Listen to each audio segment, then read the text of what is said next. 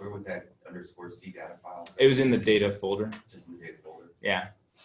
But we're going to do all that again real quick. I'm just going to review some of the last little bit of what we just did, because at the end I was like, we have 3 minutes, and I went and zipped through it. Sorry. Okay, so we are recording. My screen is sharing. We have items from Bob. Could you go over what CFI stands for? If you ever don't know what something stands for, check this out. If you go to the output, let's go to the model fit for CFI. If you click on CFI, it'll tell you exactly, dang it, it's supposed to pop up a little info box about what it is. That's unfortunate. Well, does it work for anyone else? Yeah, it does. Sometimes I see it on my other screen. When I have 2 screens running, it pops on the other screen. Oddly enough. Don't ask me why. That is bizarre. No, getting the same box you're getting. So yours is working? No, I'm getting the same box. Are you getting the same weird box? And mine is now crashing. Nice. Wait for it. So, hey, Bob, does yours work? Good job. Nice. Does yours work when you click on it? He's thinking about it. While you're thinking about that, working on it, sorry. I know you've done it before, and how to correct for CFI. Also, CFI is a little low, hypothetically 89, but everything else is great. Is there a source we can say that having low CFI is okay, hypothetically? Let's talk about that. Let's talk about poor model fit real quick. What do you do if you have poor model fit? First, let's see if we can get Amos running again. No, I got the same box. That's weird. Yours isn't working either? Maybe it's a version 25 issue. I got the same box. So that's a funky looking box too. what it's doing is it's super zoomed in on the top left thing. Mine is just barely bigger, and I can click on an arrow. It looks the same, just a little bit more. Okay. So if there's a way to zoom out of that individual box. If I can zoom out, let me try. Let me, my model didn't save. Dang, oh well. It just crashed. So let me run this real quick. Go to the output. So you're saying if I were to go to model fit and not click on CFI yet, what happens? Well, if you click on it. Okay. And then I don't know. Oh, okay. If that box is the thing. It is loading it up properly. It's just super zoomed in. I wonder if I can. 90% sure. Cool. Control plus and minus. But let me try this. Now it's super small. Let me go up to CFI. No, dang. Okay. Well, CFI stands for Comparative Fit Index. Rob,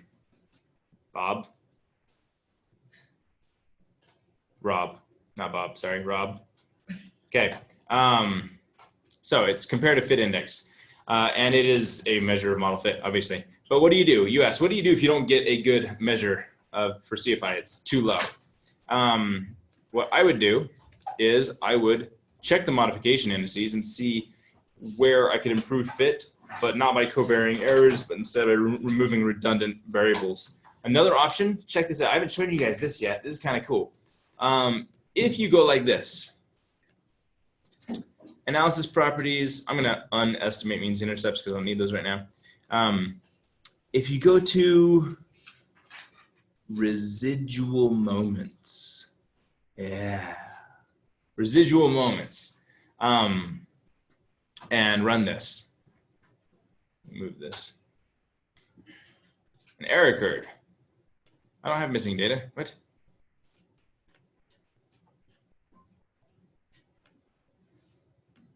I have the wrong model in here? Oh, I have the wrong model. Sorry.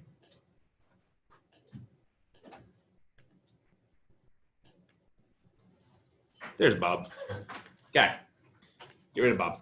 Okay, let me go back and uncheck this, get residual moments, and run this. What this is going to do is it's going to show me how the chi-square is summated with every item's effect on the chi-square.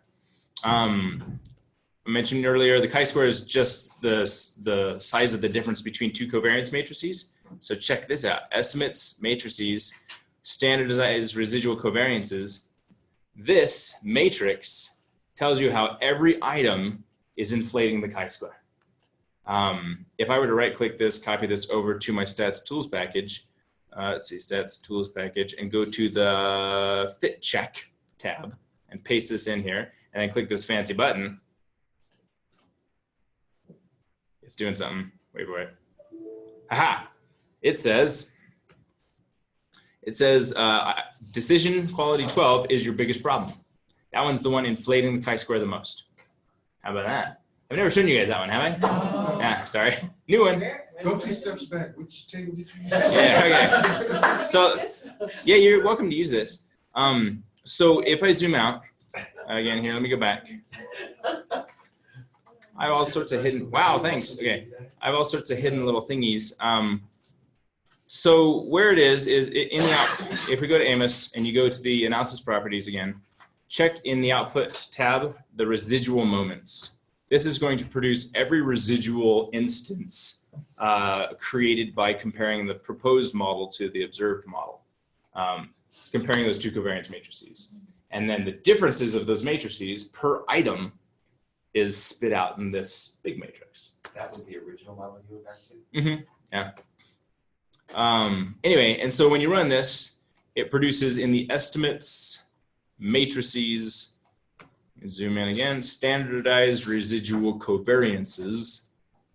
It produces a massive matrix, which you could manually go through, I guess, and like, that'd be kind of lame.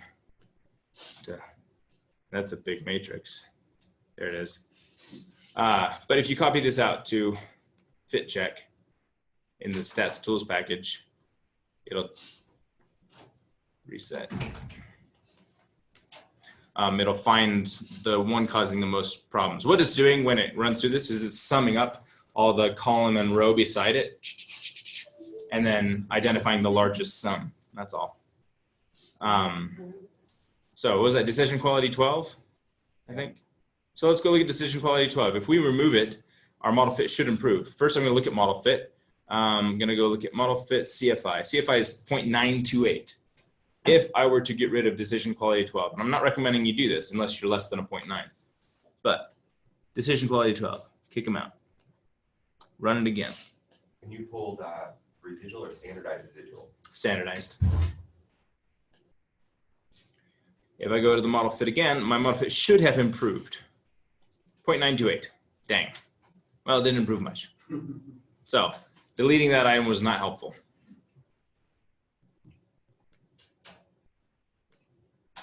There we go. Okay. Okay. Now, let's go back to what we did right before lunch. By the way, during lunch, we did some awesome stuff. We went to the Museum of Art. We went to the Special Collections Library. We went to see some ancient instruments, went to the candy store, and went to the kissing tree. We didn't do anything. It was awesome. We had a good lunch walk. Wait, what's the kissing tree? Oh, you've never been to the kissing tree?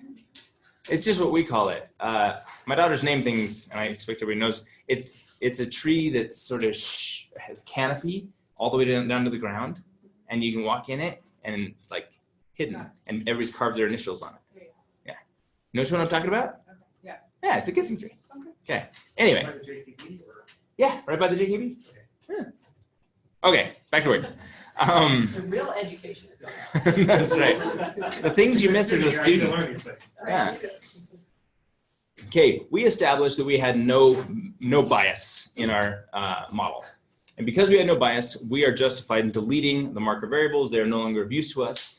If we did have bias, we would keep these two variables, these two marker variables up here connected to everything, so that when we imputed factor scores, all of the shared variance with social desirability would be parceled out and thereby create bias corrected factor scores.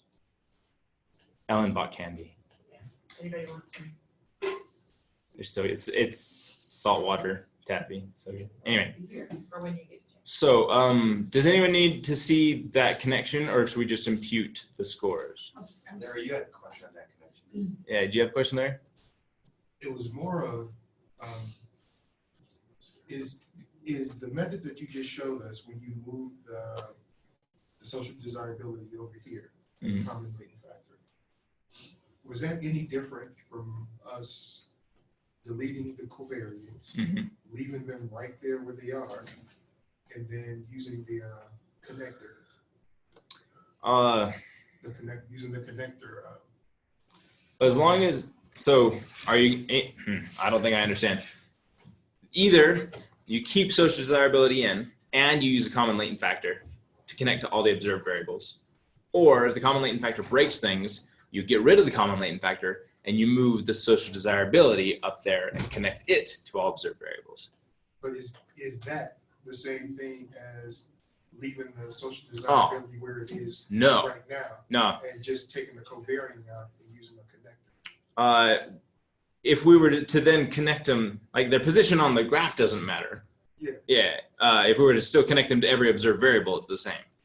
Yeah, that's what I'm asking. So, Oh yeah, no, its position, I could move it off screen and it would still be the same. okay. Yeah. So we can still use the common latent connector. Yeah. To. Yeah. Okay.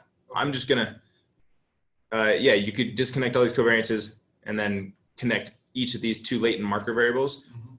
using the connector variable Mhm. or a connector plugin, I think.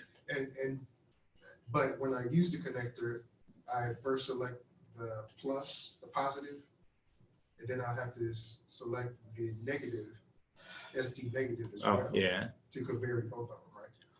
I'm just gonna do it. Okay. Yep. Okay, so since the CLF broke our model, I'm gonna use the specific bias measures here.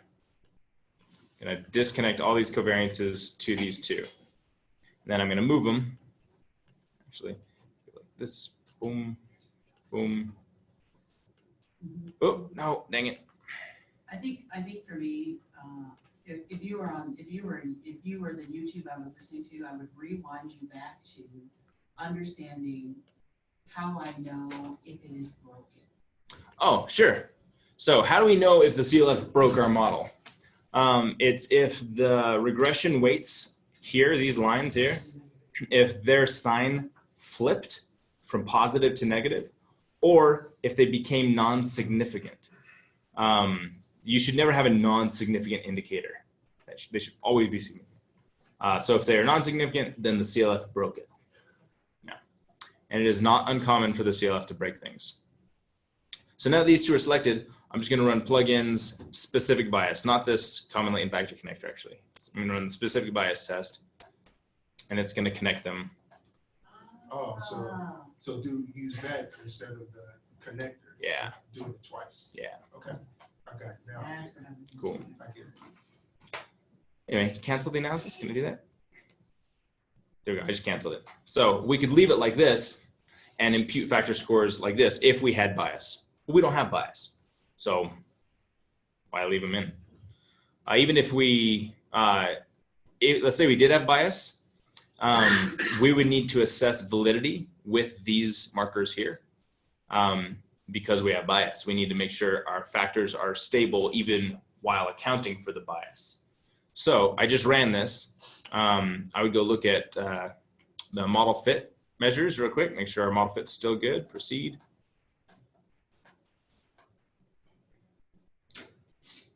Come on. There it is. And our model fit is still good. And then I'd go run the validity. Make sure it's still good.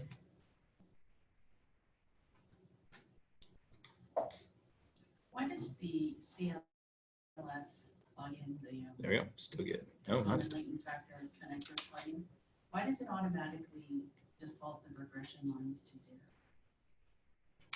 Why does it default regression lines to 0? When I use that plugin, Oh, yeah. why does it do that? So when you're using the method bias test, you have to connect multiple tests. One of the tests is to constrain all paths to 0 to see if there's a difference between 0 bias and the bias that is present. So this one just happens to be the last one it runs, and that's why you have the 0. Because Correct. It's the last test it I runs. got you. Yeah. I was looking for the previous one. I'm like, why is it And you said that's a final. Yeah, this is the final correlation matrix if we decide to keep the marker variables. I decided we didn't need them, so I'm actually going to delete them. So we don't need to worry about those CI and AVs. Right now, we're not so concerned because our bias test turned out to be negative. There was no bias. And so why would I include it, right? But if our bias test turned out to be positive, like it was a significant bias, I'd want to rerun my validity with those measures present, with the specific bias present, to make sure that when I go and impute factor scores, I'm not imputing bad factors. If I had poor validity like I do right now, in this instance, I'd have to figure out, well, how do I fix it? Dang. I'd have to address, in this case, convergent validity issues. For anxiety, it says what to address. Try removing anxiety 1. We go look anxiety 1 here. Anxiety 1, oh yeah, it sort of broke anxiety when I leave it unconstrained. When I pushed it to 0, there was no bias. That's the problem. See, it sort of broke things. Oh, unstandardized. Let's go to standardized, sorry. Yeah, still broke a little bit. Just a little bit. It's like just anxiety. But it's because I'm letting it run freely instead of constraining it to 0.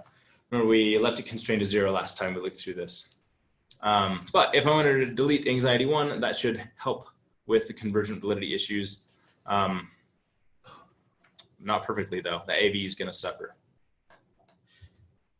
So what do you do, right? If you run into this issue where it's breaking your model, try constraining these all to 0. And then you're saying essentially, or constraining them to be equal, so there's evenly distributed bias. I think what would be the best route? Think. I guess if you have to be valid statistically, which we probably should be, the most logical scenario, leave it unconstrained like we have it here. But then what do you do? It's breaking the model. And it's anxiety again. Anxiety's been giving us trouble lately. Yes. So we could try to fix it by dropping anxiety 1 and 2, but it's not gonna help because, I mean, look at these numbers. Let me zoom in here. 19, 22, 41, 59. I mean, these are terrible. So it's breaking anxiety. So our next question would be then, is anxiety a biasing variable if it's the most affected by it? Think about our measures. So this is computer anxiety. That's the measure, is computer anxiety. Is computer anxiety gonna affect everything I answer here? Is it gonna affect how I answer, how playful I am? Definitely. How much information I get out of using Excel? Probably. The extent to which I use Excel, like comp use, definitely. It kind of feels like a potential third confounding variable. So what do you do? That was kind of the question I had when we got to. Oh, is that what you were asking? Okay. Sorry, what? I was gonna say, didn't you say there were differences in the ways that males and females were answering? Yeah, we're having scalar invariance issues with anxiety. So could that be causing the problem? That can also be the issue there. Yeah.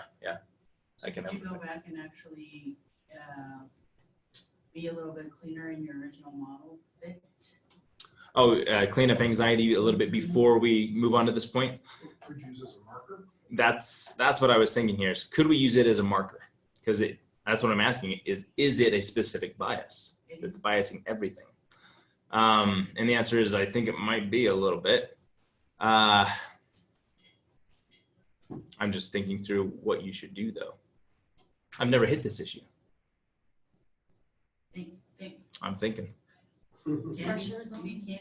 So, no, I'm good there. I'm so full. So the problem is, if you use it as a marker variable, it no longer belongs to your causal model.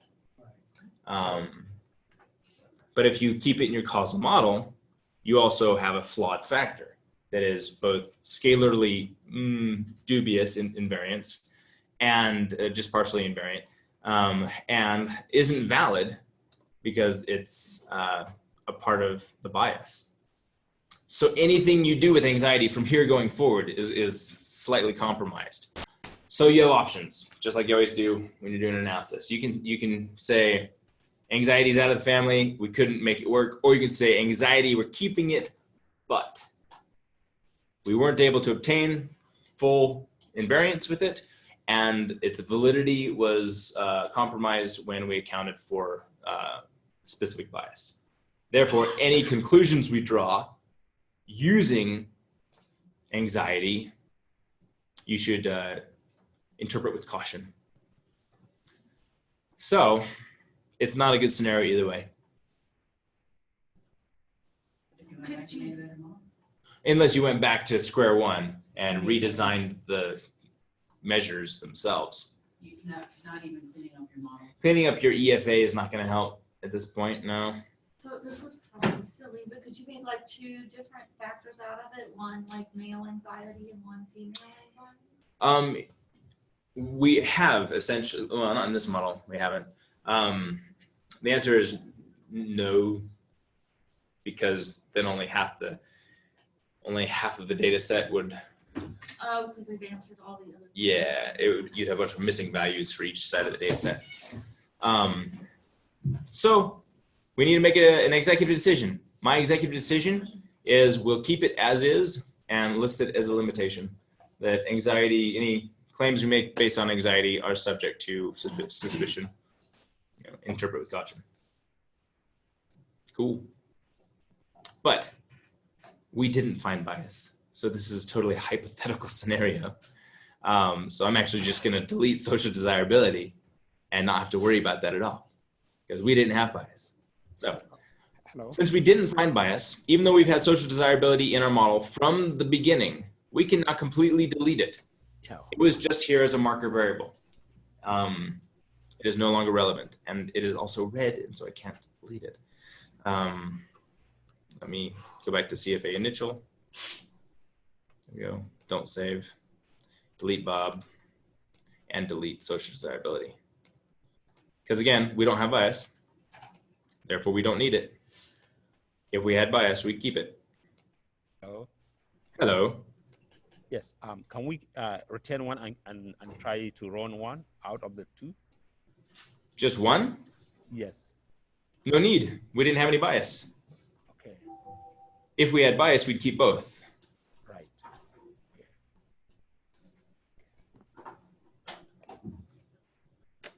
Cool.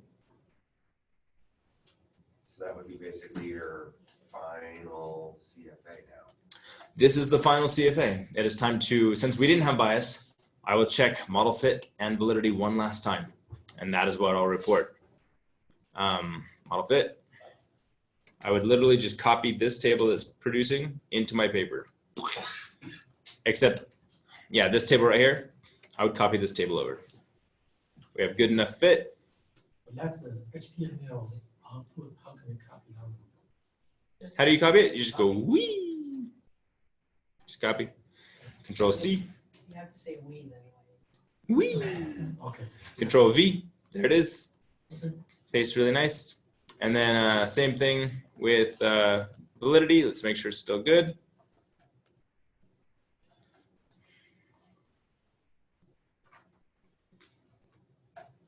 And I would just copy this table right over to my analysis. Does it work without the sound effects? No, we have to do that at home too. Whee! There are Yeah. contracts. There we go. Except I would delete, if it were me, I would delete the max R and the MSV columns because nobody knows what those are. I mean, I do, I made it, but nobody uses them. And so no need. I'd also number these instead. It'd be like 1, so save some space, 2, 3. There we go. That fits. Cool. Now, let's say we did have to keep social desirability Yeah. in the model, and you had some issues on the validity test. Yeah. What would you do? Okay, so let's say you had bias and you had to keep social desirability and it didn't break your model, but it created validity issues. You try to address those validity issues, if possible, by increasing the average loadings, or if it's a discriminant validity issue, which is less likely, increasing the distance between factors. But usually it's a convergent validity issue of the specific bias marker variables, the ones that caused it. And in that case, you just try to delete the lowest loading item for that factor. Yeah. Okay. Well, that's it right there.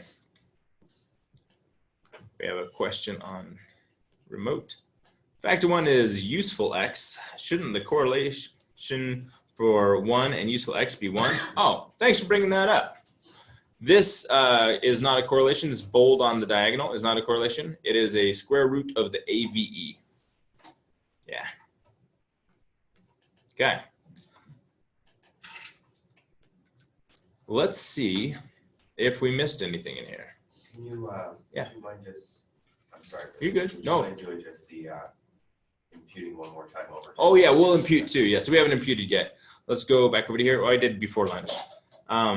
So whatever your final model is, whether it's this or whether it has marker variables in it or the CLF in it, whatever your final model is, you then go to Analyze, Data Imputation, right here. Analyze Data Imputation with the lightning bolt icon. And then it produces this little dialog box. You'll use regression imputation. Notice these are the same imputation methods that were available in the EFA. If you want to rename your file to something else, you can do that. So I can double click this, change the file name. I want to name it, instead of _C, I'm going to go like this. Boot Camp 2018 latent variable scores, LVS. And then hit impute. And when it imputes, it'll say, hey, I successfully created this file. And then you hit OK or close. And you might get a, an infinitely running circle or sand timer thingy. If that's the case, just go over to the left here and hit save, and then it should stop. What if it doesn't let you save?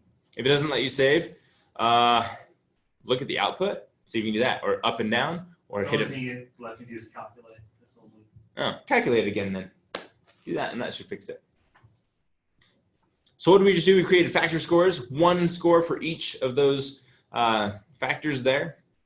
That is now available in our data folder right here, Boot Camp 2018 LVS. We'll be using this moving forward. Before we move forward, I'm just going to look at the slides, make sure we didn't forget anything major. Let's see.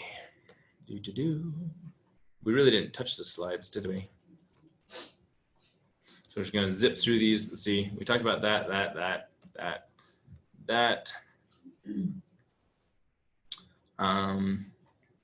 Talked about goodness of fit quite a bit. Measurement model fit we talked about. We're not going to talk about that yet. Parsimony we'll talk about later. Chi-square we talked about. Degrees of freedom. We didn't talk about this much. Degrees of freedom, that's just the number of parameters you could specify, but didn't. This will make more sense when we do causal models. But the bigger difference there, the more you could specify and the fewer you do specify, the more degrees of freedom you have. Typically, the more degrees of freedom you have, the better your model fit. We talked about several of these. Oh, SRMR. If plugins don't work for you and you want the SRMR, you need to do this. Go to plugins. If my plugins don't work for you, but Amos's plugins work for you, go to the Amos plugin called Standardized RMR. It'll pop up this little box and do nothing. So while it's open, run your model. And then when it finishes running, it'll pop this box back open and give you the SRMR right there. Okay. That's SRMR. GFI. No journals I publish in expect the GFI anymore. We talked about Arma CEA a little bit. We didn't really talk about what the Arma CEA is, right? Arma CEA is a parsimony model fit thingy. It's based on degrees of freedom. More degrees of freedom, better RMSEA. So specifying more arrows in your model doesn't help your RMSEA typically. It makes it worse because you're losing degrees of freedom every time you add an arrow. So that's RMSEA. It's a parsimony model fit measure. P-close is the significance of bad fit. So you want a non-significant P-close. Oops. CFI, we talked about the Comparative Fit Index. Here's a table in Joseph Hare's book, page 654, table 12-2, that gives you the rules of thumb on model fit metrics based on sample size. So if you have a small or large sample size, your model fit measures can differ. Also, if you have a simple or complex model, he adds, it's like a sample size crossed with a number of variables table, and what your measures should be based on those two combinations. Talk about that. What causes poor fit? This is important. Misspecification. If you have a factor in there that should be formative or should be second order and isn't modeled that way, that can cause poor fit. Oh, hello. Oh, almost, there we go. Okay. Adding too many arrows, having validity issues and reliability issues, neglecting assumptions. If you skip data screening phases and you jump straight to CFA, which does happen, but shouldn't happen, that can cause model fit issues. Having too large of a sample size inflates the chi-square. So what do you do if you have a sample size of 50,000? You can take random samples of that data set and try multiple random samples and see if they produce a good model fit. And then model complexity, the number of variables. So what do you do if you have 100 variables? Limitation, say we got a really complex model, so we don't expect to have all of our model fit measures perfect. Remedies. Check modification indices to see where you can make changes. Increasing degrees of freedom. We talked about invariance. Configural. Metric and scalar with a video. Method bias we talked about. With guidelines we talked about. And I've updated the wiki. I updated the wiki last night to be more specific about method bias and what to do step by step. Can you back up a slide? Yeah. This is a terrible model. I just had to get something small enough to fit on the slide. Okay. Yeah. Terrible model. Meaning don't vary all those error terms. Yeah, that's awful. Just awful. I should adjust that. Is there, once we've imputed, should we double check anything in SPSS with the new impute? So once you've imputed factor scores, there are things to do. Multivariate assumptions, multivariate normality, things like that we need to check. Multicollinearity. We'll do that after this. One thing that we didn't talk about with method bias, you don't have to do a method bias test if your dependent variable is objective, if it's not perceptual. So if your dependent variable is revenue, there's no method bias issue. So don't worry about it. If you collected your independent variables on day 1 and your dependent variables on day 37, no method bias issue because they're not confounding, they're not being affected by the same thing at the same time. You would have to, if you use survey, it would have to be the same respondent. You would have to get the same respondents though, yes. You have to track their ID or something. That's a time series testing. It's a, well, what testing? Time series. Time series, right. If you, time series data typically is not affected by method bias because it's collected on multiple days. But what I was really specifying is collecting the independent variables one day, the dependent variables a different day. Yeah. James, this may have been asked. Yeah. I'm not sure. So social desirability over here, Mm-hmm. you're using it as a marker variable. and you find that there is an issue. Yeah. When you impute, do you keep it over here, or does it matter? If you find that there is bias, There is. specific bias, social desirability bias, is that what you're asking? If there is social desirability bias, you keep social desirability as the thing affecting everything, not the thing being correlated. Okay. Yeah. Hello. Is that what you're asking? Yes. Yes. Cool. Yeah. Hello. Was there a remote question? Yes, please. Yeah. What about if you collect your data, you collect your dependent variable data, I mean, separate from the independent variable data? Yeah, if you collect them separately, there should be no method bias issue. And you're justified in not conducting a method bias test. Okay. Cool. All right. Oh, we didn't do this. Second order factors. Let me show you this real quick, and then if we have time, maybe we'll do it with Marie's data, or we'll push forward to path models, causal models. But let me show you here. Let's say we decided that we had a second order factor. I'm going to pretend information acquisition and decision quality are a second order factor because they are highly related. That was our strongest correlation, was between these two, 0.69. The way you would model that is like this. Excuse me. You'd add a new ellipse over here. We'll call this what I originally had it, which was system satisfaction.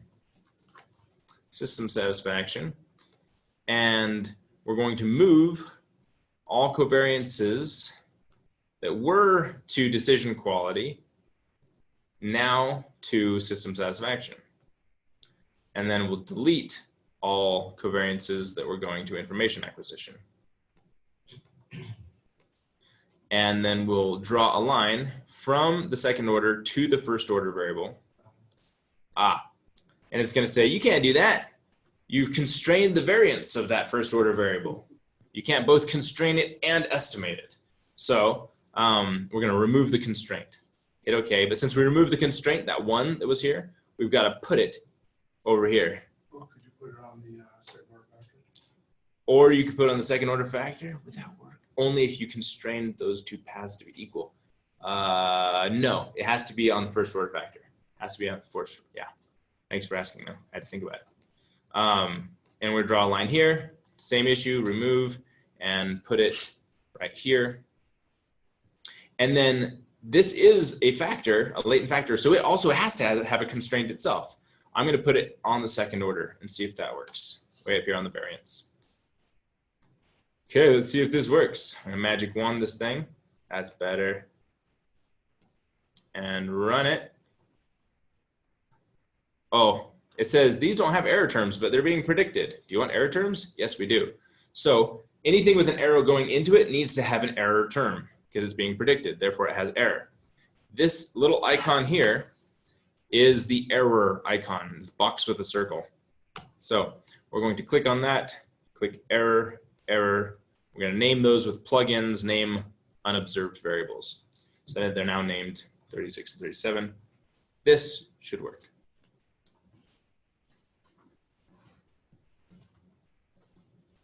I think it worked. Hey, it worked. Cool. And now you can see, how do we treat these? Validity and reliability wise, same ways we treat a first order factor. These are its loadings, 79 and 87. In fact, I think I can run a validity master test on this. Cannot be used for causal models. Dang. It thinks this is a causal model.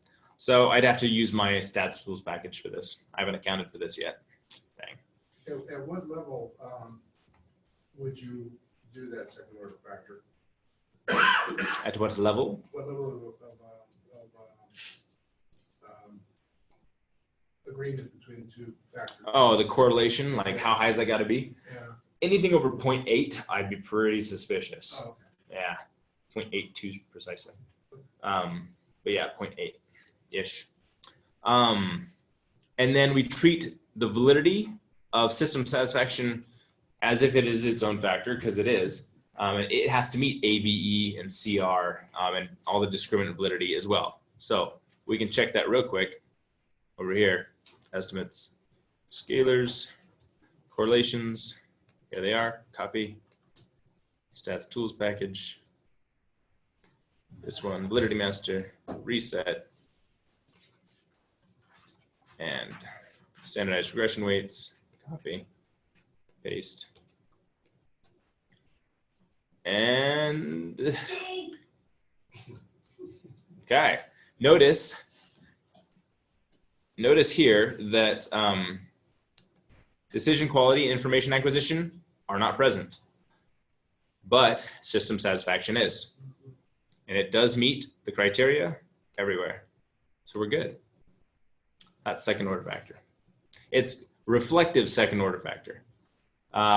If we needed to do a formative second order factor, we'd have to use Smart PLS, which I'll show you tomorrow. Okay, that's second order.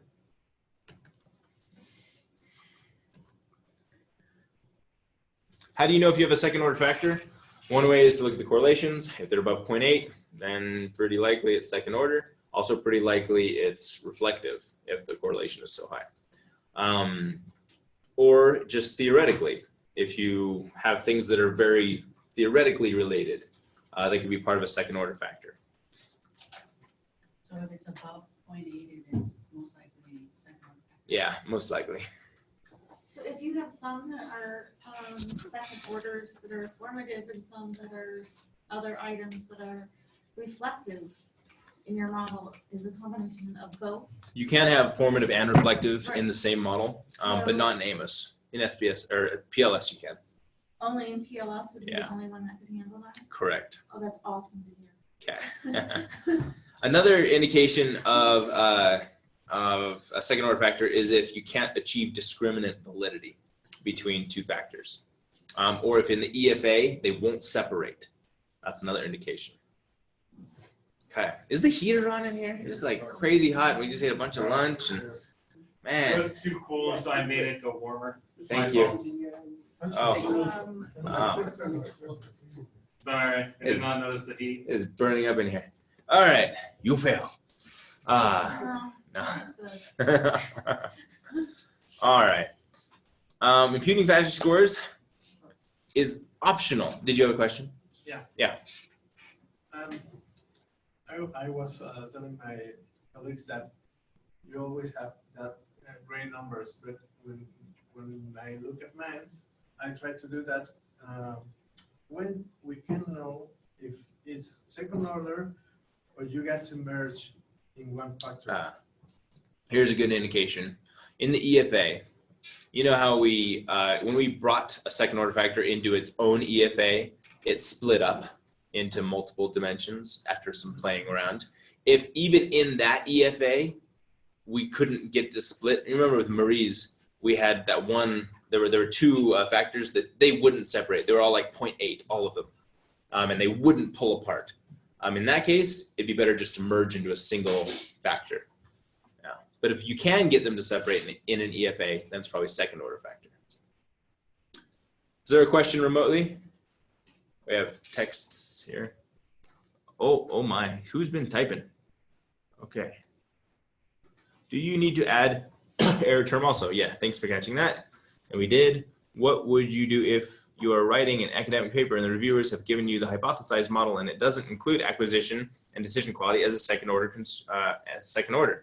Well, then I wouldn't make it second order unless there was strong indication that it should be. Let's say that you have submitted a paper for review. Reviewers have signed off on the model and it included information acquisition and decision quality as mediators. Would you modify the model to treat these two as second order constructs? Assume your tenure application depends on you getting the paper published in this journal and you have kids to support. Thank you, Rob.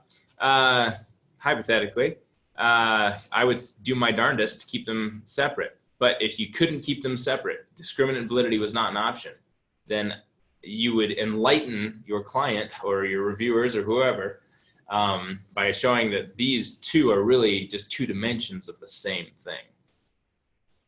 and you happen to talk to the author and originator of the scales, who said originally they were the same thing, and they only separated during an EFA.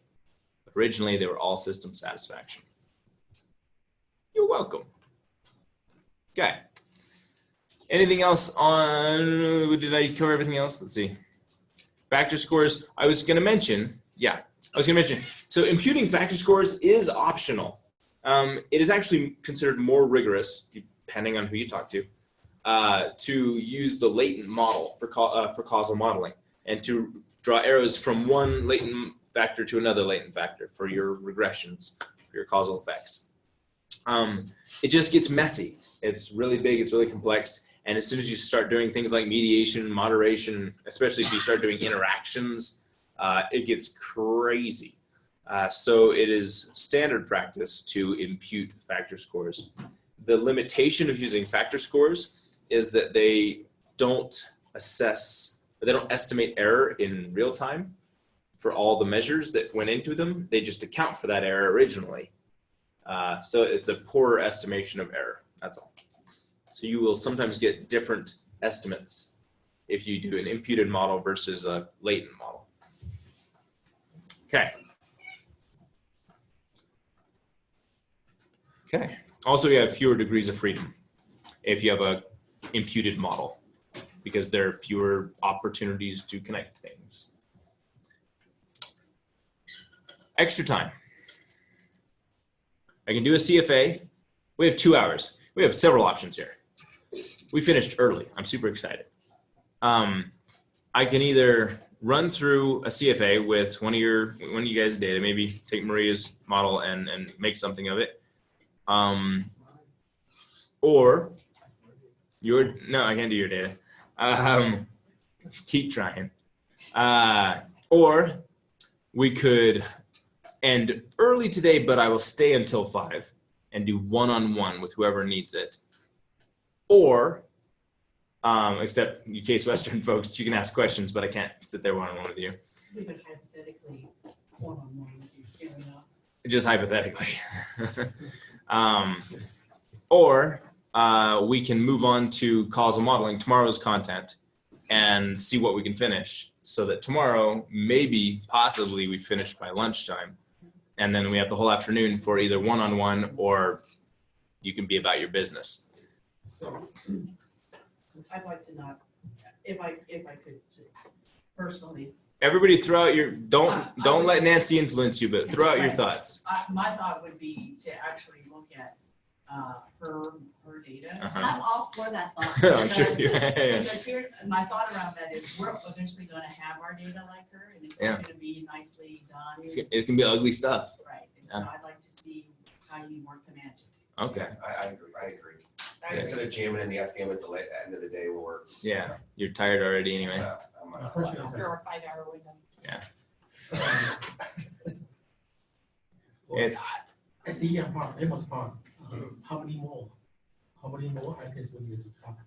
How many more items we talk about for causal modeling? Yeah. Mediation, interactions, multi-group, Everything. controls, which is easy. Yeah. The only question that I have is just the SKLS. Yeah, so we'll do PLS tomorrow for sure. For sure. So we'll hit PLS good and strong. We'll make sure we get to it. Okay, let's do this. Let's open these doors and block them open because I'm just dying. Yeah, let's take a quick break. And then we'll meet back here and I'll work with your data. I have your data. Yeah. So we should be good. What's time you estimate For all the causal modeling? Yes, for causal modeling. Couple hours. Yeah. I think we could finish it like we did today. We could finish, but I think the consensus is not to do it while we're all tired and full and hot. We'll do it tomorrow. Okay. Okay. So tomorrow. Yeah, but anyone who, I mean, no disrespect to anybody. If you don't want to watch me go through Marie's data, that's totally cool. You're welcome to mosey. Nobody's gonna be offended. You're good. No, that's cool. It's like watching the NASA. Hello. And and also when we finish with Marie's data, I'll just stay and do one-on-one with people. We'll do that. Hello. Yes, Mukhtar. Yes. I have a single question. Actually, not it's on the Let me mute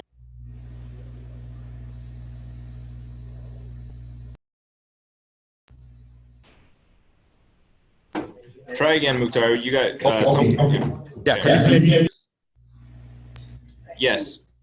Yes. I have an outstanding question which I wanted to ask yesterday. So I don't know if I can go ahead.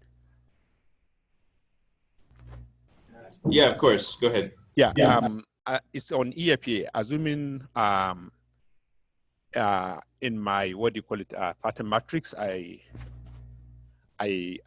discovered an item loading, simultaneously with another set of items, but this item is more like it belongs to a set of a Pareto group. So what do I do with that particular item? How do I separate them, the two? How do I separate them so that it does not belong to that particular group? Do I go and run them separately, or what do I do, please? Right. So are you saying that you have two constructs whose items are loading on the same factor? Yes, but only one. Right. They're loading on only one factor? No, what I'm saying now, assuming I have factors, I have items 1, 2, 3, 4, 5 loading on the item A. Then I have another one, and it loaded under the same category of items. So right. How do I separate the two together? What I would do is run a separate EFA with just those two that are loading on the same factor. Okay. And see where it's cross-loading. Okay. And then you can delete the items that cross-load the strongest. Okay. Right. Okay. I will look at it. I know we did it yesterday, but I don't know. I'm just encountering a little bit of problem, but I will look at it. Okay.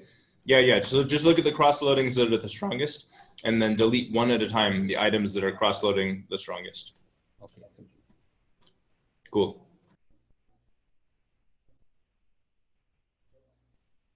When you're just get your own survey back, you put the EFA part that's kind of exploratory the most. Or? EFA is fun because it's like problem solving. It's you're solving a puzzle. I hate the CFA. It's my least favorite part. All the invariants and the method bias. Blech. Hate it. The causal modeling is great, but that's super fast. Like I can run a causal model in 10 minutes. We're done. After hours of all the other stuff. So, this really sticks to the teeth. So when you impute, like when we never had like frequency as something you just pull over when you build your build as a control and you build your causal model, you just pull the normal frequency one over, right? Yeah, that's right. Otherwise you pull all the imputed ones over. Correct.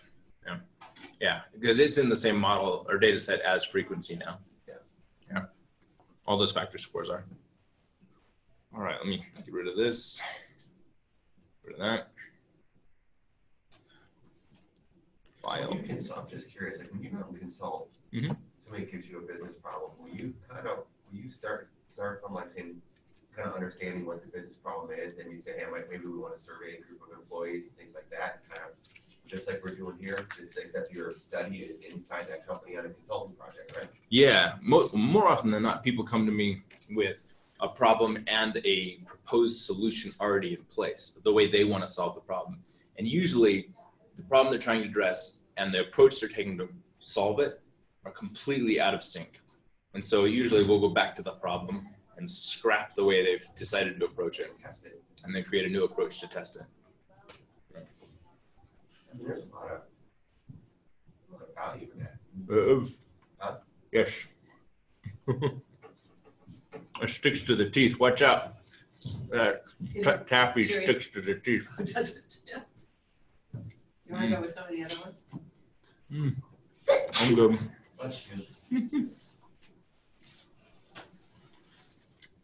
Recommendations from There's some good stuff in there. We got sea salt, dark chocolate cashews, dark chocolate sea salt caramels, coconut macadamia nut toffee. We want some. These are so good. Thank you. Oh, no, don't leave it here. No, no. Thank you. James, what's cool about my study, I'm doing 3 different companies. Mhm. Candy over here. My company is one of the 3, but we've just gone through an entire relook. So Mhm. everybody remaps to a new manager.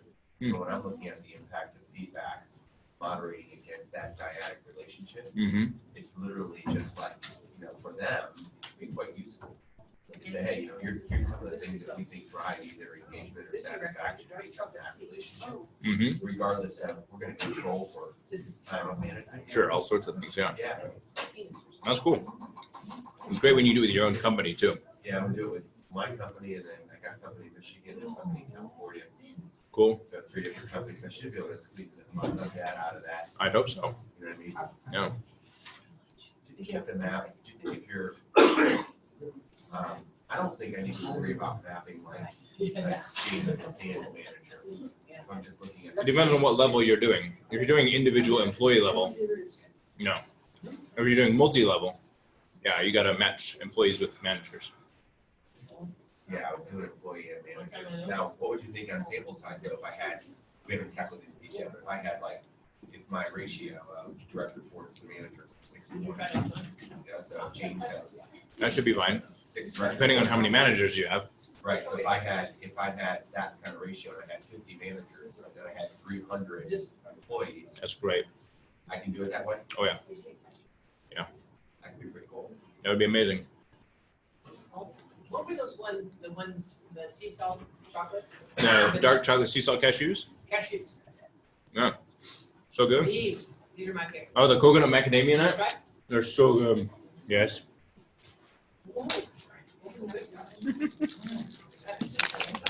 And the candy counter. Mm. And the caramels are really good too. We didn't even get the fudge. The fudge is just melts in your mouth. That's because you haven't had fudge. Hey, unless you know what. I made Rocky Mountain Chocolate Factory and I did. But you eat fudge?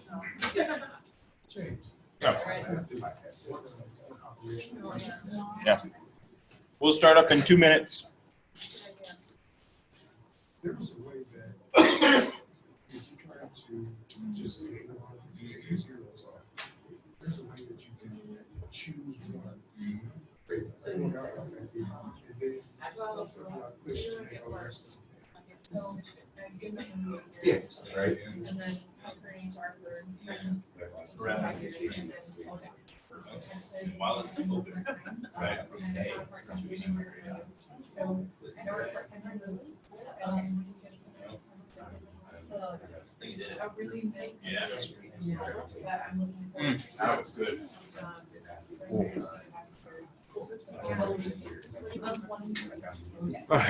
Let's see. That's great. That's a lot of work. Two boys. Lots of energy. I bet. Yeah. So it's a great time of life. And, yeah. Anyway, just. That's what I'm excited to do. Yeah.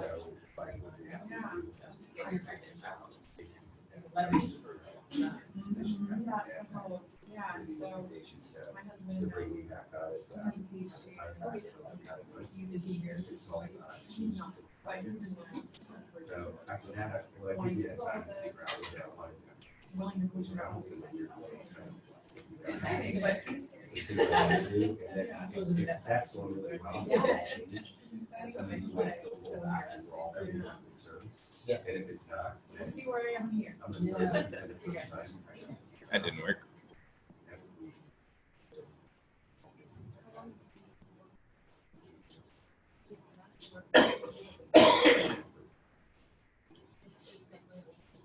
Have you made the CFA yet for your model? Nope. Okay. I'll have to recreate the EFA, I think, real quick. Okay.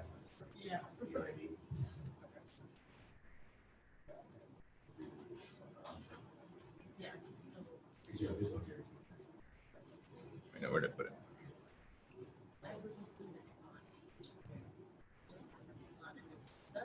Where is your data? It goes into your email. I hadn't updated. Where did I put it? There it is, right here. I have it. Okay. So the one variable that you said that you repeated, condition.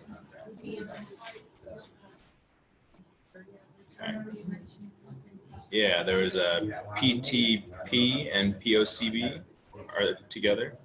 So No? I thought you meant one of the variables. This condition is in there twice. One should be like our key condition and the other should be our condition. Oh, but it's not in here? Okay, good. All right, PSM. Let me just make sure we got all this. PSM DP.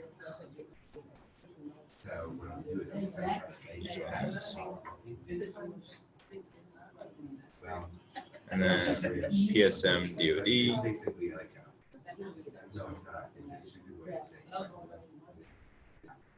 Per sim.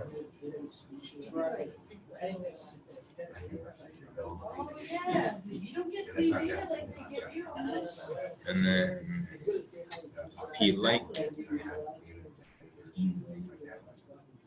I agree. And then PTP and POC.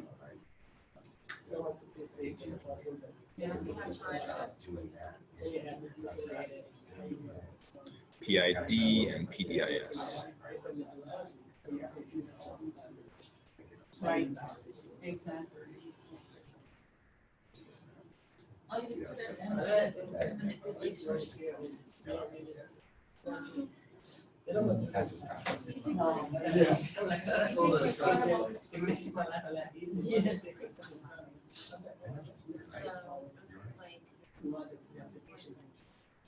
Exactly. All right. Did I mess up? Sorry. I pulled one over that I shouldn't have. Oh, PMC. Sorry. Yep. Thank you. Yes. Okay, we'll get started again. Make sure I got the right pattern matrix here. That looks good. 7 and 7 here. That looks right. Good. Copy that over. And then go over here. Plugins, pattern matrix builder, please work. That was weird. Get the data set. So I'm going to work with Marie's file here. Oh, where did I put it? Desktop. There it is. And okay. Plugins. Pattern matrix builder.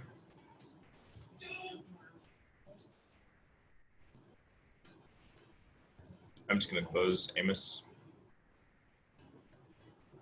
and reopen it. Okay, get the data. There we go. Okay, pattern matrix better. There it is. Create diagram, please work. Yay, it worked. Huzzah. Okay. Now you rename these, and there's more. I realize we'll just do these first. Is what is this really called? PSM DOD. What is this? PSM DOD. What is that? Political, social, media, deviance, organizational deviance. Holy shnikes! Does it have a short label, or just PSM DOD? PSM DOD. All right. That's all right. But since you're just doing a political condition, you could probably just take out the P. That's all good. And then this one, PTP and POCB, we combined. TP is task performance, the political task performance. And the other one is organizational citizenship. Oh, TPOCB, and then PDIS per SIM. Oh, disidentification. DIS, disidentification. And let's see, DPD and PLIGHT. Okay. So here's a tricky one. We had multiple EFAs that we had to bring in here. I've only brought in one so far. What is that? Oop, oh, thank you. Okay. So this is part of her model. Maybe we'll start with this. Really, we should be bringing in the other piece of it though. The second order factor, right? There was another piece right here. These three. Do these belong also together with it? Counterproductive work behaviors, yeah, that's, so all of those are 3 different, formatives that go into counterproductive work behavior. Okay. So what you have is the first one. It's okay. So, but this belongs with their CFA, right?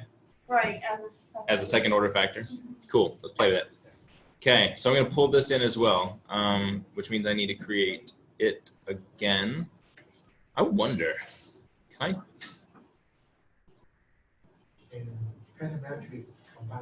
I think you can. Check this out. All right, I'm going to try something I've never tried before. I know, I'm going to save first. Okay, there we go. Demo models. Marie, do you mind if I save it here, or do you want me to save it elsewhere where it's not accessible? No, here's fine. Marie model. Marie CFA. Marie, you're going to see this great publication come out. I can be quiet there. Okay, so I'm going to save that. Just remember, Marie. Just remember. I'm going to create a new file, same data set. Desktop, stat service, Marie. But I'm going to run another EFA with just the second order factor, which was all that stuff in the middle there, right? CW. Yeah, all the PCWs. Okay. And then I run that. Except I got something different this time. Let me go back to see what methods I ran here. I went principal access factoring and 3 factors. Okay. So extraction, principal access, and fix it to 3. Continue.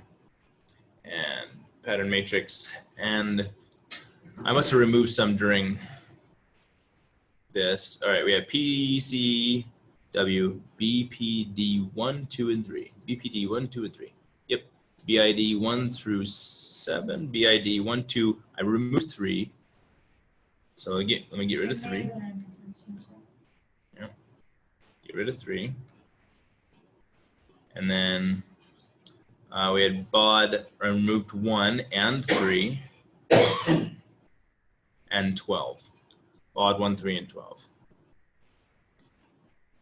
1, 3, and 12. There we go. That should do it. And did I remove 11 as well? Let's see. BOD 11. I also removed 11. Yep. And now, hopefully, yeah, that's what it looks like. Okay, copy this over to here.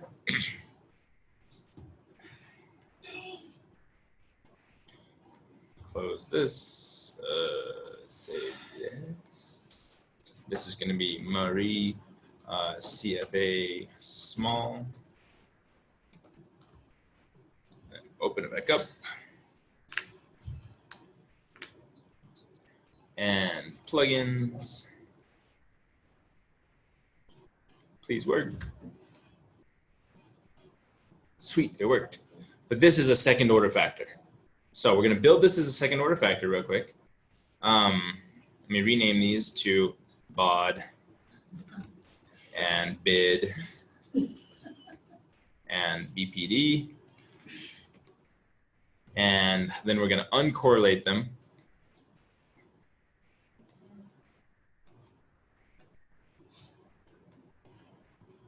Stick in a second order factor. And call it, what is this? PCW? Counter prod. CWB. CWB. That's where the CWB. Okay. CWB. And draw it like this. And what we're going to do is I want to see if this runs without the other model present, just because I don't want to like try to break things with the other model present. Save. Yeah, I better constrain. Thank you. I need to constrain one of these to 1, or the variance. Let me do the variance here. 1. And then those are good-ish. And they need to have error terms. Boom, boom, boom. Plugins draw errors. There we go. Save that. Run that. Error occurred. No valid license. Stupid Amos. Every time. I just gotta run again. It happens all the time, so. Hey, it ran. Wow. And look how strong that is. Wow. Look at those loadings. Those are good. Oh wait, that's unstandardized. Hey, even better. Look at that. Cool. Let me do a quick validity check on it. Oh, it's second order model, right? Doesn't like that. Okay, no worries. What we're gonna do, I'm going to see. Oh, I could run model fit real quick, yeah. But I'm gonna try something I've never done before. Excellent model fit, except the peak close is terrible. So we'll work on that, don't worry. Okay, but I'm gonna try something.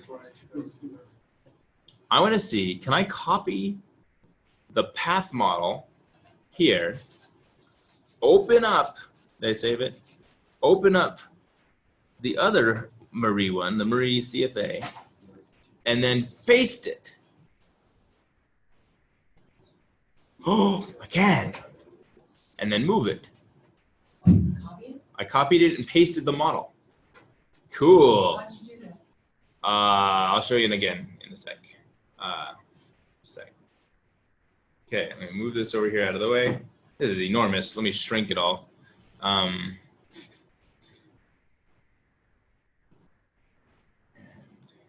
Oh, too small. Okay.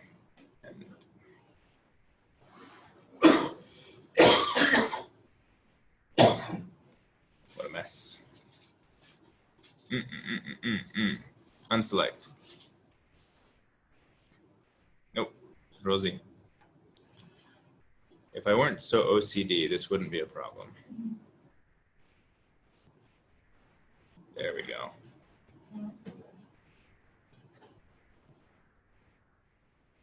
And here we go. Okay.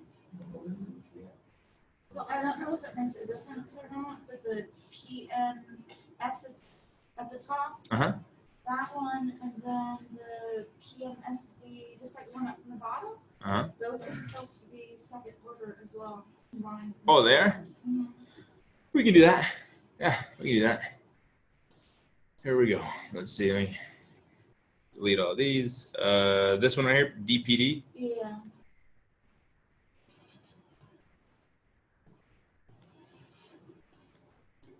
Okay, move that one up here. James, while you're doing that, if you have a factor that in a lot of literature had like it looked like a second order factor, but it actually kind of modified the scale so where it kind of serves as one. It maybe has 3 subcomponents to it. Do you treat it like a first order factor? You can. That's certainly an option. You just have to argue it. Just justify it. Yeah. Wordsmithing. Okay, so this is, what is this second order factor I'm creating here?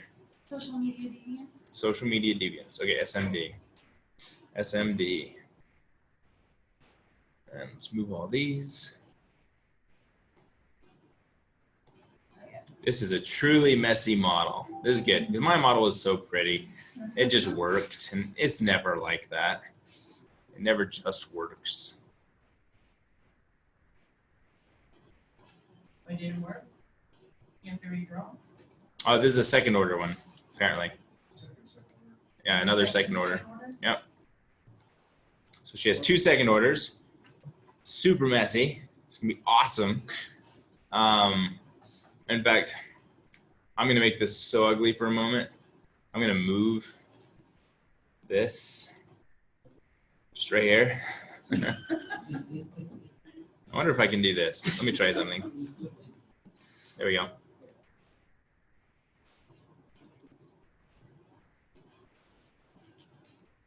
Okay. You can look at 2 different models at the same time. No, it's the same. It's all part of the same model. It's just 2 second order factors in here.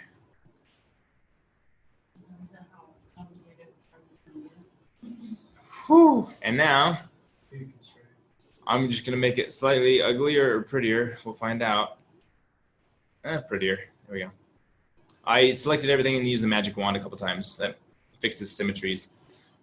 Last thing, we need a constraint. I'm gonna do constraint up here. On the regression line or on the variance? I'm gonna do it on the variance. And then we need to covary CWB with everything else. And that's where it's gonna get messy. You can't use a covariate tool. I guess I could. I only have 2 left though. One more. There we go. Okay. I'm gonna save this. It's good stuff. We're gonna see if this works. I'm a little scared. Run. Oh, yeah, we named the errors in the 2 separate models the same thing. So these error terms, I need to rename them. That was a good error to have. Easy fix.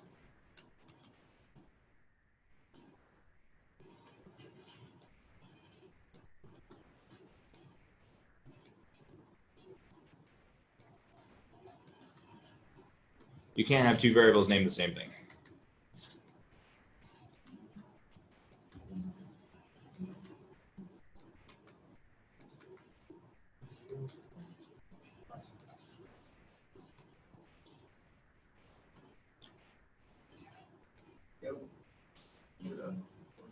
There we go. Save that. And run it. It's running. Maybe. 0 iterations. That's not good. Oh, 1 iteration. It worked on the first time? Wow. No, not yet. I'm waiting for Amos to break.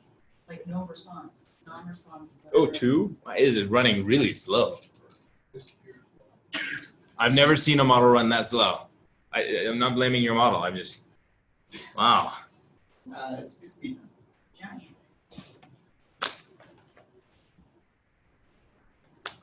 Well, as long as it's running, I'm gonna grab a sea salt caramel. Oh, yes. This one.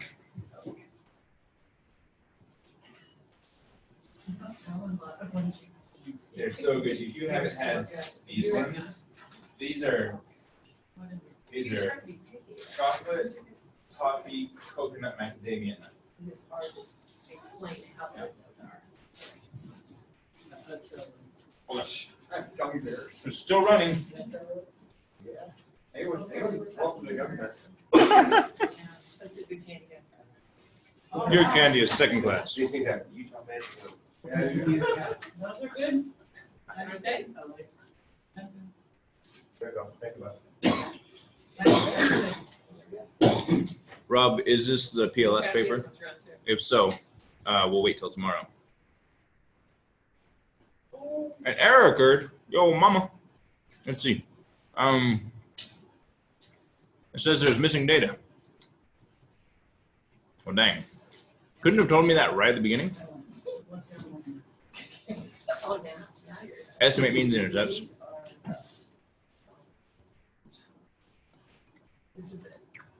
Apparently there's a little bit of missing data. Okay, we're gonna try running again. So does it still do the EFA thing? In a video, I'd press fast forward right now. It's problem with live. I'll never forget what the BYU summer is. Oh, that was fast. It ran. It ran. Really? Haha. Whoa. Serious? I actually wasn't expecting that. How'd you fix the error? That's a no data. I estimated means and intercepts. Oh, you checked Estimated means and intercepts. it? You just checked it? Yeah. Oh, not only did it run, it looks beautiful. Wow. Oh, wait. 95. That's gonna be a problem. Now she has a third order factor? Maybe. All right. Marie, we all want to be mentioned as co-author. So there are clearly some issues. Let's identify the issues. First off, let's see if I can do the model fit real quick. Model fit. Please run. Go fast.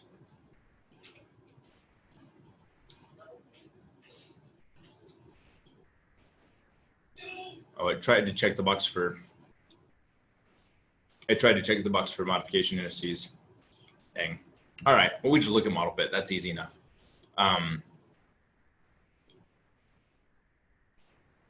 Stop. And then we'll use the stats tools package for the validity to see where the issues are. All right, let's see. Uncheck this, uncheck that. Here, check that. Good. Save. You're still recording. Run. Yep, it's still recording. I think. Uh-oh. It is recording. Yeah. Good. Worried me for a second there. Okay, it ran. Let's go look at the model fit. Model fit is not fabulous. CFA of 8. Let me see. I can zoom in here. 868. Arma CA of 077. Not terrible there. Be close of not good. So we have some issues to work through. This would be easier if we could look at modification indices. I won't mind the modification. No, not when you have missing data. Yeah. This is her data. Oh. Yeah. Let's look at validity and reliability really quick.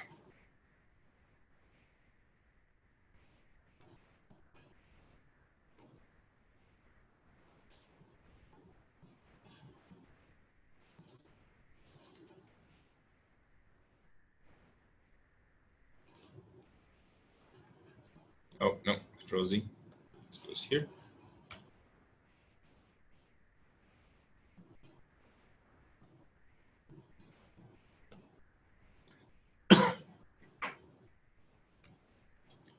Okay, run that, please work. Okay, so some minor issues.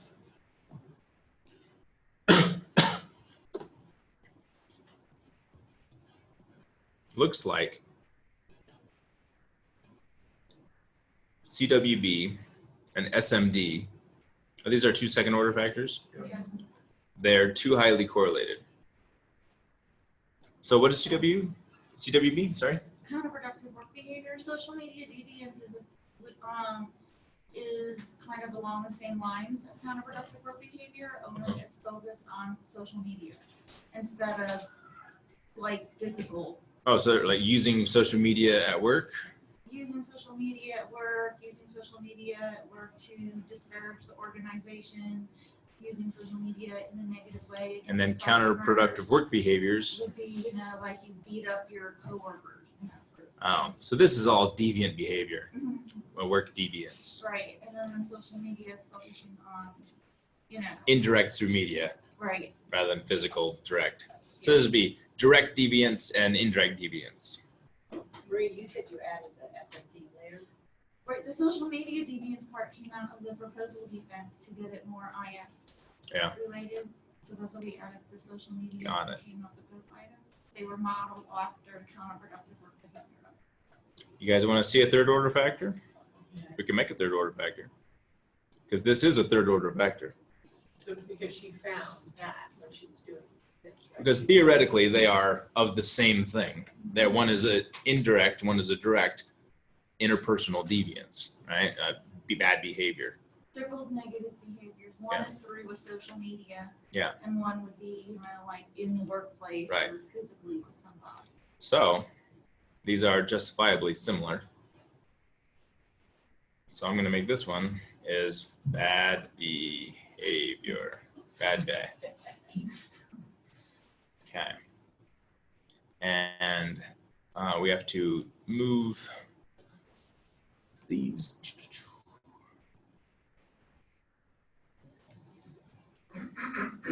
I just had a paper published with a third order factor. I don't even know the third one. Yeah, they exist. So, but I did it in PLS. Usually a third order factor is formative, but in this case, they're so highly correlated, you could justify it as reflective. Okay. Here, remove the constraint. Here, remove the constraint. I have to create a constraint here. So you treat it just like a second order. Actually, I can do it here. And one, but then I have to do one here. So one, do one here, one. So every latent factor has to have some sort of constraint.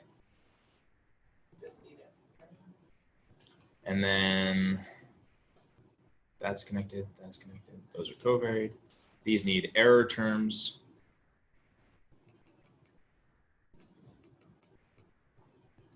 Looks like an ice cream cone.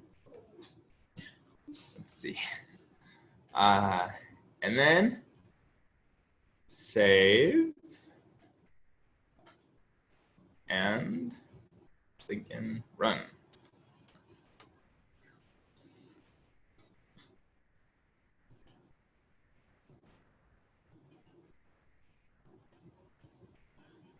It ran. That's a good sign. Maybe. There we go. Come on. Sure enough, look at that. 0.99, 0.96, 9253. That's unexpected. Okay. Interesting. Well, let's try this out. Let's go here. Let's look at the estimates and try it in our validity. Correlations. Copy.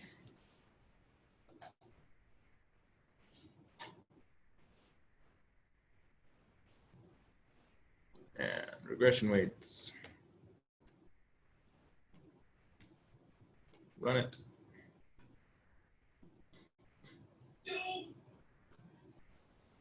Wow. Wow. No validity concerns. Wow. What? What? What? Oh my gosh. You're gonna do this. You're gonna do this for our data. This is right? great. Yeah. You're gonna be. I'm gonna repeat this boot camp when I have the data, just so that you can use mine. There you go. It's cheaper than consulting me out. That's what I'm saying. Okay, so that's exciting. Could we take some of her hypotheses? Yeah, we haven't done any hypothesis testing yet. That's tomorrow. Okay. Yeah, dude, we should totally follow her all the way through. So Remember, we're not done yet. Unfortunately, I wish we were done, but there's more to do here. Oh, we should hear about my tenure next week. Sweet. Okay, I'm up for tenure this year. All right. All right. Yeah, we'll see if it works. It should be fine. I'm not too worried. Make sure that plugin works. Yeah. Okay. Let me send this to Marie here. That was so subtle. Okay. Perfect. So we haven't checked model fit. We need to check model fit. Here, let's see, model fit. Your CFI needs some work. You have a really complex model. So model fit's gonna be a little rough. But your CFI needs some work, your peak close and RMCA needs some work. Let's check your SRMR real quick. Let's see, plugins, SRMR, run.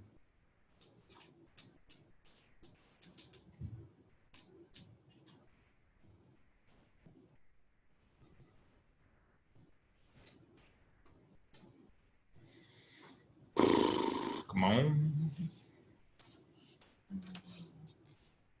Thinking about it. Come on, you can do it. There it is, right there.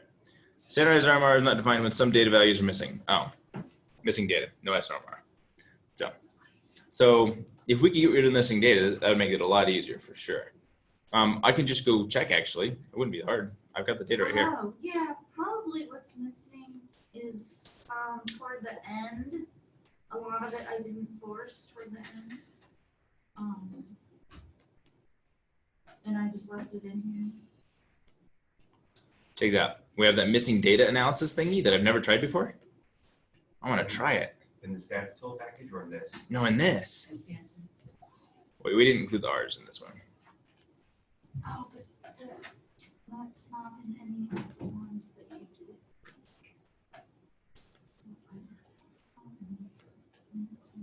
Attention check. Oh, attention check.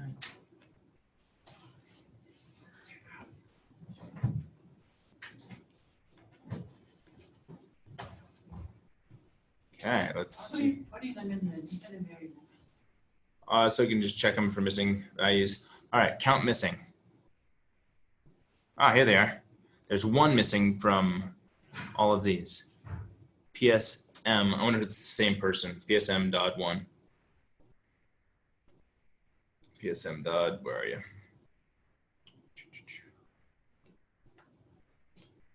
Here it is.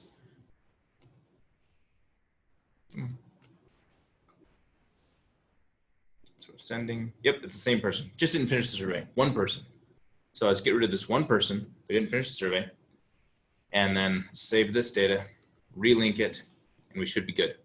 Well, that was the only thing missing, right? In our analysis here, yep, just one all the way down. Okay, so let me relink the data.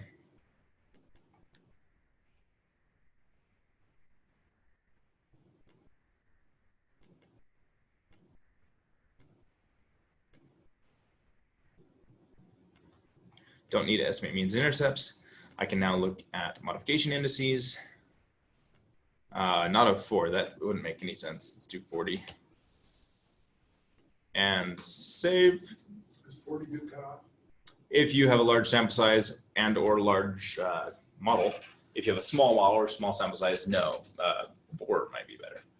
I did one with Richard Boyatzis actually where we had a sample size of 20,000 and our cutoff was 2,000 or something like that. It ran, good. Modification indices, ooh, so many enormous ones.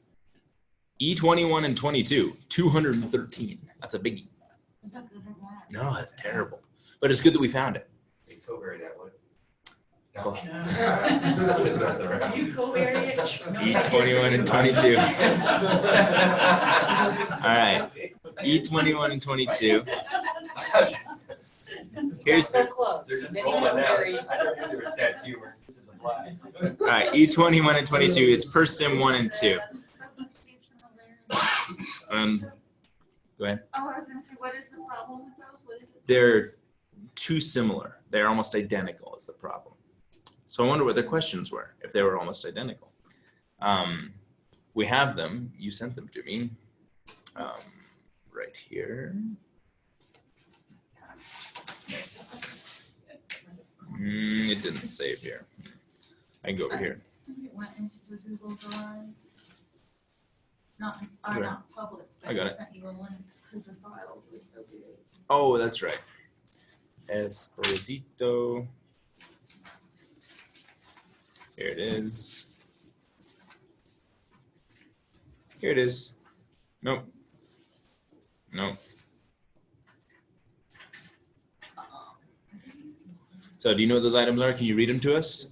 Which one? It's 21, 22. It's per sim 2 and 3.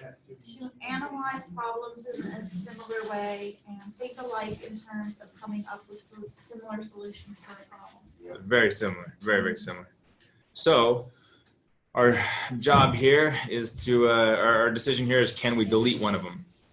And the answer is probably 79 and 80. Doesn't really matter which one we take out. Do you care which one we take out? No. All right, I'll take out 2. Per sim 2. And run it again. And our CFI should jump. It was like 8.2 or something, right? Right. So the problem is that it was too similar? Yeah, it was. So when people saw those in the survey, they just said, oh, same question, and marked the next answer the exact same. And they did it consistently, like across participants.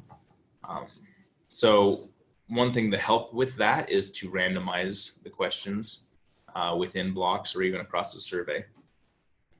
Let's see, if we looked at model fit now, our CFI jumped quite a bit to 877. Modification indices, next biggest one, E11 and E12, which is POCB 1 and 2. What are those? POCB 1 and 2. Citizenship behavior 1 and 2. Organizational citizenship behavior. Yeah.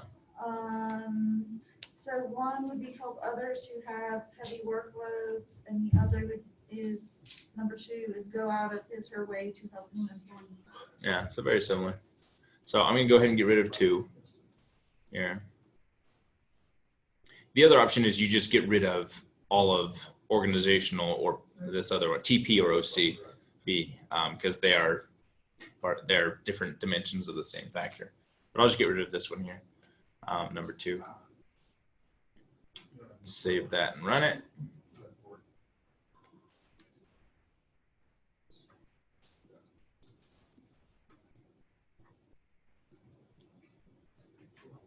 James, why are the PTQ and the POCB actually not the same? We decided in the EFA that they were really measuring the same thing.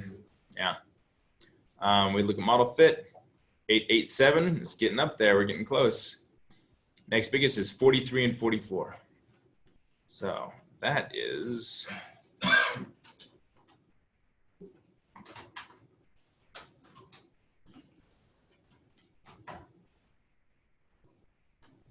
Am I missing it? No, it's over there on the far right. PCW. BOD. Oh, it's down here. I see. Thank you. Yeah, BOD 4 and 5. BOD 4 and 5. PCW BOD 4 5. OD? Yeah, OD 4 and 5. What do they say? 4 is take longer breaks than are acceptable. 5 is take more breaks than are acceptable. There you go. Yeah, same thing.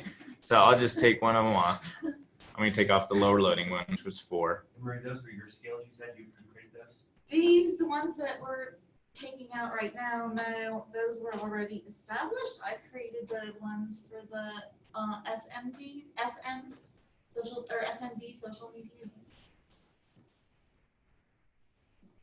This might do it. Let's see. Look at model fit. 0.895. Wow, that's close. Look down at the Arma CA.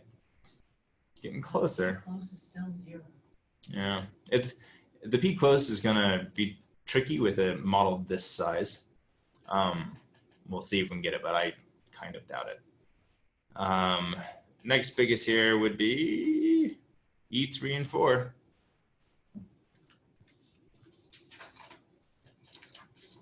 So you're really making your determination of when to stop kind of cutting based on literally the model fit.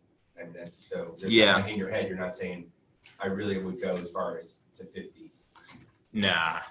So actually, I'm going to look down the regression weights area. Check this out. There's a pattern. PDIS 6 is causing a lot of trouble.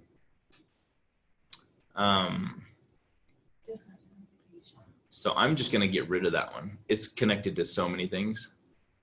And that's going to fix it for us right there. That's it. So check this out. PDIS 6. Where is it? right here. And there are a bunch of these. There's 6 of them. So I don't feel so bad getting rid of one of them. Oh, okay, I thought you were gonna get rid of the whole construct. No, just 6. So if I remove that one, that should fix our model fit right there. Come on. Go look at model fit. CFI 0.906, yay. And P-close Arma CA looking way better. Let's do a model fit test here.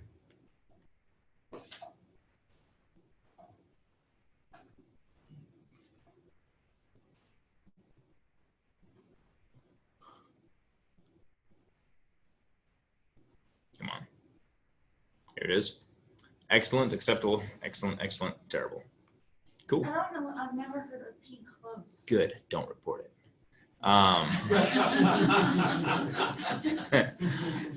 If your reviewers haven't heard of it either, we're in good shape. But just in case, you could go to Klein 2011. Yeah, Klein. It'll explain what you said, James. Mm-hmm. Sometimes when it's The size of the model. If it's a really complex model, you can't expect it. Okay, so I'm going to put this in here. There you have it, a valid. We actually have to retest validity because we changed some things. So I'm going to delete this. But a fit model with hopefully valid measures. Let's go in and grab those measures real quick, and then we should be good. I'm hoping that you don't want to do invariance. Do you have multiple group hypotheses? So there were, there were 8 conditions, but they're actually, the 8 conditions make up 2 other constructs in there. So there's like 30 or 40 hypotheses that go with this. That's big. But I realized when we were doing this, I coded the conditions wrong, so I will have to recode those tonight. Okay. Here we go. No validity concerns. Wahoo. So we're good on that, on those accounts. Good to move forward. Now you have another side to this, right? The religious side or something. Right, the religious side. It's the same construct, right. Only they have an R in front of them. So hopefully you can reproduce what we've done in the EFA and in the CFA using those measures. And then, but back to the question about multi-group hypotheses, are any of your hypotheses about the difference between groups? So they're, if you pull up the model, I sent you the picture. Oh, yeah, I've got it. Of the model. Actually, I think I've got it right here. Right there. So signal strength is a group and partisans is a group. So yes. But so you're talking about the signal strength is going to influence identification, influence disidentification.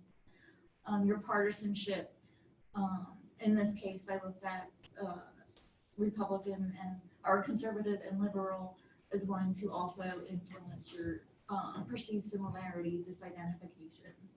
So all of those are actually just t-test and ANOVA hypotheses, because partisan or religion, that's the group you're affiliated with, right? Mm-hmm. So that's a grouping thing. So it won't be a regression. You'll actually run an ANOVA where perceived similarity or disidentification or identification are the dependent variables, and then partisanship or religion is your grouping variable. Does that make sense? I think so. Yeah. So essentially you're seeing for partisan, do you have higher or lower identification than for religion? Is that what you're asking? Is that your hypothesis? No, they're two separate. Partisan was, that's why the survey looks so long. Right. Partisan was like the first top part, and then religion was the. So I guess my question is, what is the hypothesis? If you had to word the hypothesis for maybe this line right here, between partisanship or religion and identification, what is it you're trying to figure out there? Oh, if your religion affects how somebody presents themselves on social media in regard to their religion, if it reflects how the reviewer who's doing the hireability evaluations, rates that person. So the way it's measured, is it a level of religiosity? I captured demographics of religiosity because that is going to affect, I think that's going to affect the results, but religiosity is not a construct in here. So religion is measured how? I asked questions from the religiosity scales, like how often do they attend church? All right, so you have a religiosity-ness. Right, but it's not, I collected it more as a demographic. So what I'm wondering is this variable right here, partisan or religion, is affecting identification, disidentification, and perceived similarity. But how is this box here measured? Because that will change how we test it. Okay, because that's the condition, so they were put so it's a grouping variable. Okay. Is that what you're saying? I think so. They're either a religious or partisan, or is it a religion spectrum? There is. Or a religious group? So it was 2, right? So they saw, in the first round of experiments, they saw 8 different conditions of partisanship, right? And so they went through and answered all the questions, liking, disidentification, perceived upon partisanship. And then the second part of the experiment, they saw a 1 of 8 conditions based on religion. And then they went through and answered the questions based on that. On the, like I created the mock Facebook pages. And then presented one of these. Okay. And these have. And they have embedded in the design of those treatments or whatever have a certain level of religion to them, or? Right, they have a certain, they're either a strong religion or a weak religion, which is a signal strength. And then the partisanship, or the religion, since we're talking religion now, was either Muslim or Christian. Oh, okay. So religion is a grouping variable. It's Muslim or Christian. That's what I'm trying to get at. And then the signal strength would be strong or weak. Okay. Okay, that makes a difference. So what you'll have here is a 2x2 of Muslim or Christian, weak or strong. Weak Christian, weak Muslim, strong Muslim. And then in those groups, you want to know, is there perceived similarity with the reviewer or the viewer? So how did they hire? How did they evaluate them? Yeah. And there's also in the Facebook pages that were presented, we presented high and low individuating information as well. Hoping that would override. So you and I will need to get together and just talk one-on-one, I think, on how to design that analysis, because it won't be a causal analysis like this. It'll be a set of ANOVAs or something like that. And then I'll supplement it with some causal analysis probably. So we should chat. We'll get it figured out. Cool. Thanks for letting me pry and prod and put you on the spot. No, that's fine. Really, I have no idea what I'm doing. You're good. That's an unfortunately common state. I'll send this to you along with the models. The rest of the time, for about an hour or so, I'll help people one-on-one or answer questions, hypothetical or otherwise. Let me save this, and you're welcome to stay or to go, but I'll stay until 5:15. I have to pick up my daughter ice skating at 5:30. Okay, let me send you this.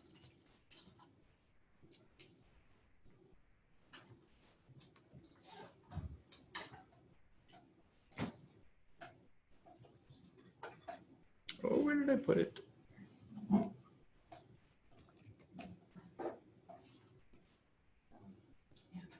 So James, your CLF, what is the name of that one?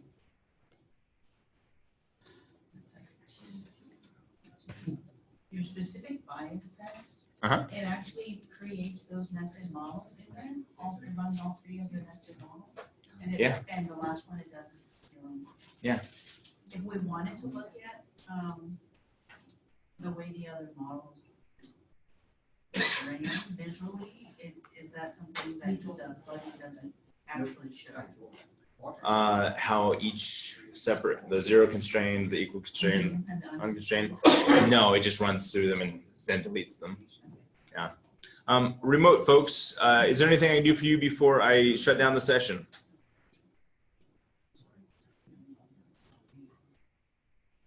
We'll meet at the same time tomorrow and go over causal modeling and PLS.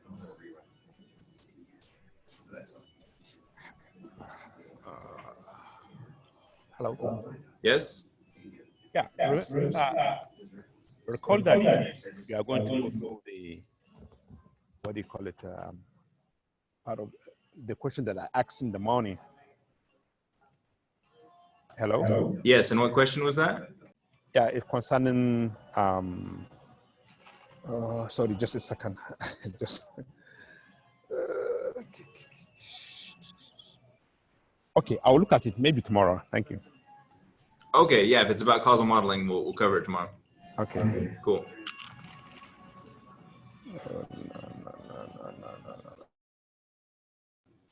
Okay, I'm gonna go ahead and finish the session then.